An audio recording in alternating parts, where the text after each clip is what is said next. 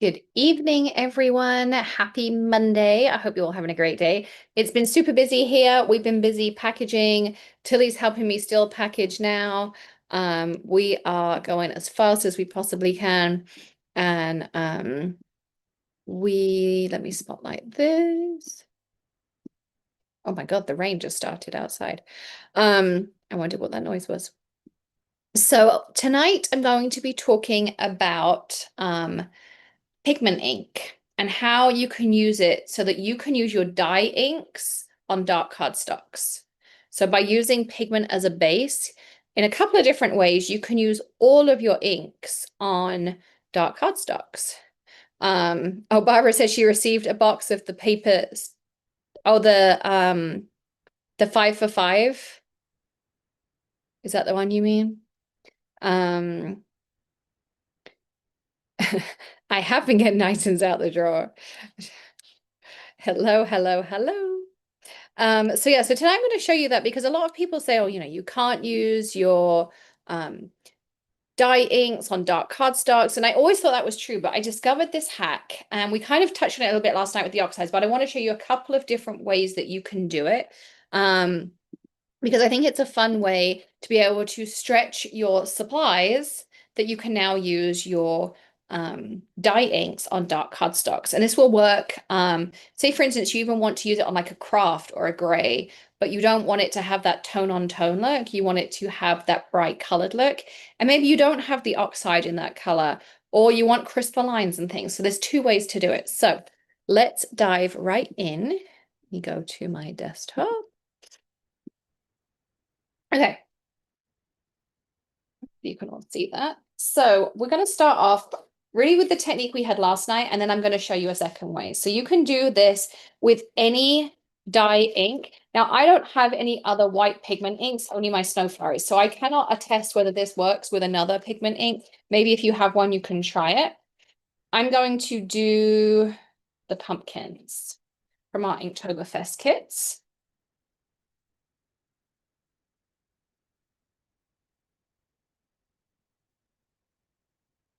So first of all, you're going to stamp your pumpkins with the white snow flurries.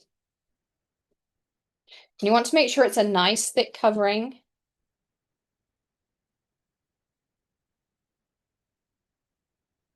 So you can see that. And this is a pretty fine stamp in some areas. Make sure you clean thoroughly in between. Here's my caramel latte squid buster. Because you don't want to contaminate your dye ink pad with any pigment. So you want to make sure it's nice and clean. Either get in there with your microfiber, your Squid Buddy, whatever you like to use. And then I'm going to choose a couple of shades. I'm going to do some Red Leicester and some Grand Canyon. And I'm just going to, oh, it's kind of hard to see, but I'm just going to do kind of two different colors on the stamp just to give us.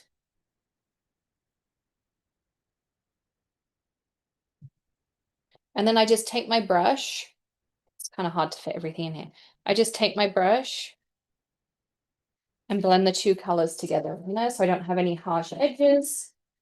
And then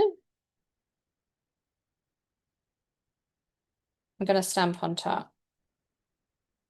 So you see how now I've got that orange. I'm actually want to do it a second time. And I will clean my stamp in between. I'm not moving the stamp, but I want to clean my stamp in between because it's going to pick up a little bit of pigment. And I don't want to contaminate that pigment ink, my dye ink pads, with any pigment that it might have picked up. So if you want to do a second stamping, just grab the ink pad, but make sure you stamp in between would be my tip. And then you can do it. Now, thicker stamps, larger surface areas, thicker lines are going to work better. But you can see I can get a pretty bright orange on my hair. Now, I would either heat set this or even better, just throw some clear embossing powder over it to set it. Otherwise, it will take a long time to dry because we know pigment doesn't really ever dry fully on porous surfaces. But you absolutely can do that. So you can see you've got that bright orange on top. So that's one way you can do it. Another way that you can do it, let's clean this again.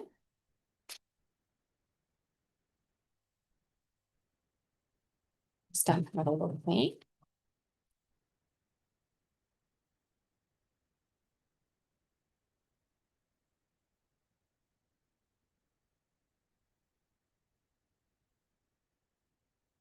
Is take something like in your kits, you had the Paint Like a Master stamp set or yeah, it's Paint Like a Master, that's it. I'm going to put here the circle.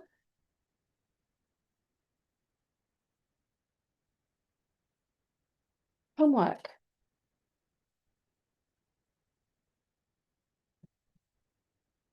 I'm inking my stamp up with my snow flurries.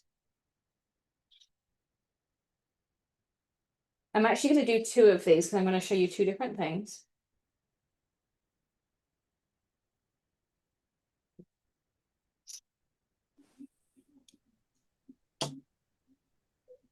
One.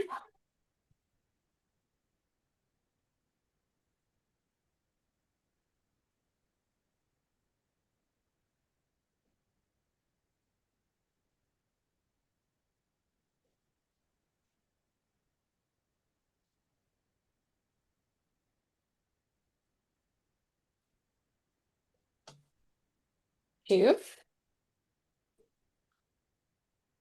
Quick clean.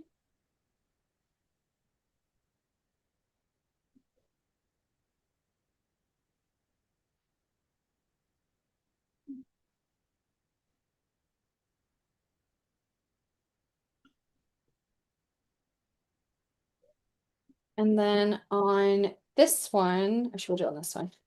I'm going to stamp on top of this. So I'm going to take Hetty and I'm going to put her right in the middle.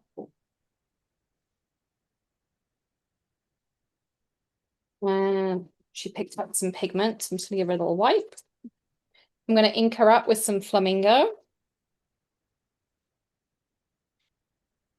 And I'm going to touch her up a little bit with some rah-rah skirt. And you will find the neons are going to work even better for this technique because they have something a little bit thicker in the dye. But then you can stamp on top and you can have that color pop on top. I'm going to do one more stamping.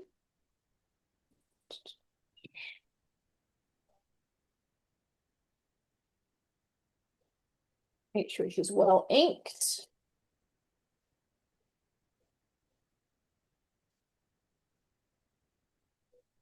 And so you can see then you can stamp on top. You can use your Remarkable, you can use your fog, you can use all of that. So you can use any color on top. If you want to use black on the white, you can do that. So you can use some of those solid stamps and use them as a spotlight, like so. Or, put my Hetty back. You have two ways you can do it with a stencil. So you can do the same thing. You can, I'm just going to grab, this is our stencil from yesterday. I'm going to just put some snow flurries down, try to do a reasonable job, like so. And put that to the side to dry for a second.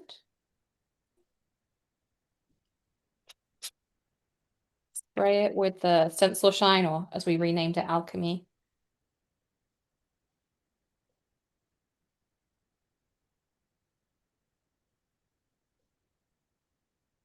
Most of it.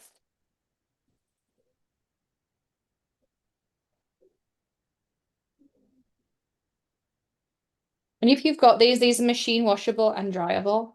So I throw mine in the washing machine. And then you can take your stencil, whatever you want to do. Stick a different one as well. This. We'll do one of the new ones from yesterday. I'm going to take some rah-rah skirt and a brush.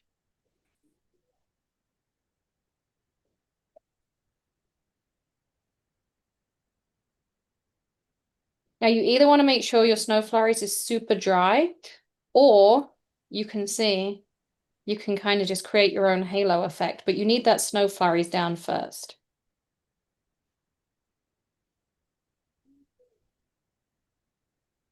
So you can see, you can kind of get that if you mix it together. If you heat dry it, it will just, the pigment won't move so much and you can go straight on top of it, but you can kind of get some fun. That would make a fun, spooky, like cobweb or something like that. That would be a really fun one. But you want to wash this brush before you put it back in here, because you've got pigment on here now and you don't want this on here. A good way to do it is if you have a re-inker, put a drop on your surface and then you can keep going and picking up the ink and you won't have to worry about contaminating your ink pad. So it's another way that you can do it too. And then if I grab this one back, I'm going to just dry this off a little bit because there's a lot of ink here.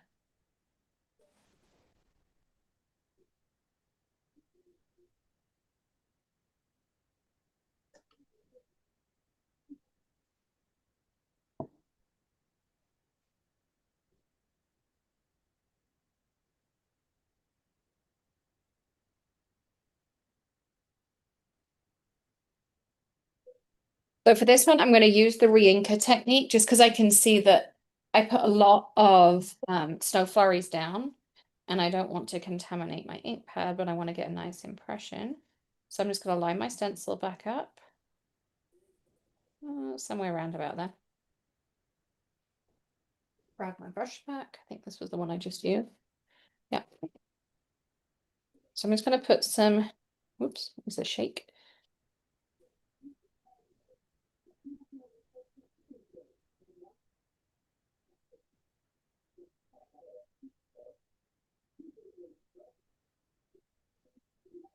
So just put some re-inker down.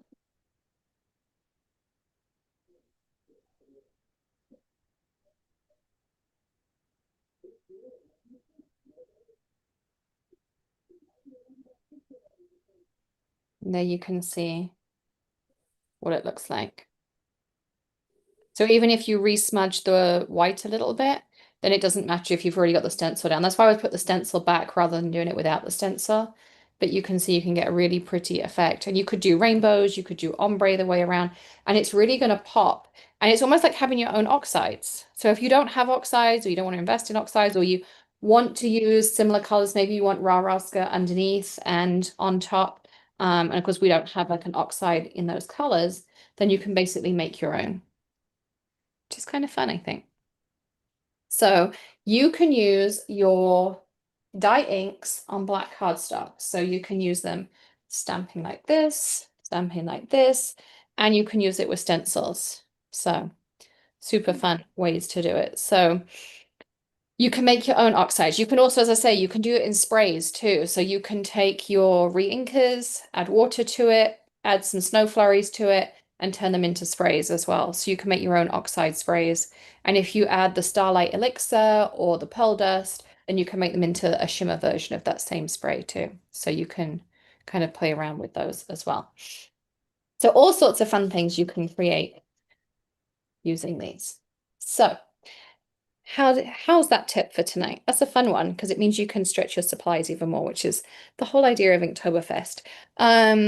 Tomorrow night we're going to play with Tyvek because some of you asked for different ways to use Tyvek. So that's what we're going to do tomorrow. I'm going to kind of talk about things you can do with it, things you can't do with it, all that kind of stuff as well. And then we need a winner for tonight. What was everyone's favorite tip on that? Was it the stamping, the stencils? Which one did you like on that one? Oh, I'm glad you like them, Barbara. Barbara said, I think it was Lola asking yesterday. She said the 5 simple sayings was a bargain. I'll be in foiling heaven. I'm glad you liked it. So, um, I think we have a few of the simple sayings left, a few of the paper packs left.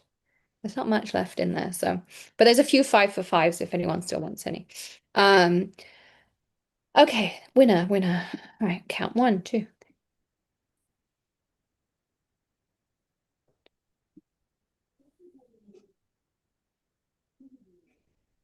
Who's got our drum roll tonight? Someone has to drum roll. Um, Our winner is Nancy Cornell. Congratulations, Nancy. So we will send you a gift card. I didn't get a gift card sent out today. I've been busy packaging and I have to leave at 2 o'clock to pick up Tilly, and that's just like most of the day done. So we're still hustling now. We will try and get things out as quickly as we can.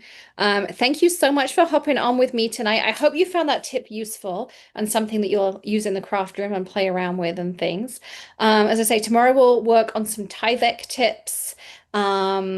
And then if anyone has any questions or anything you want to know about in regards to ink and different things, I also want to do a night on pastes and coloring them and mixing them.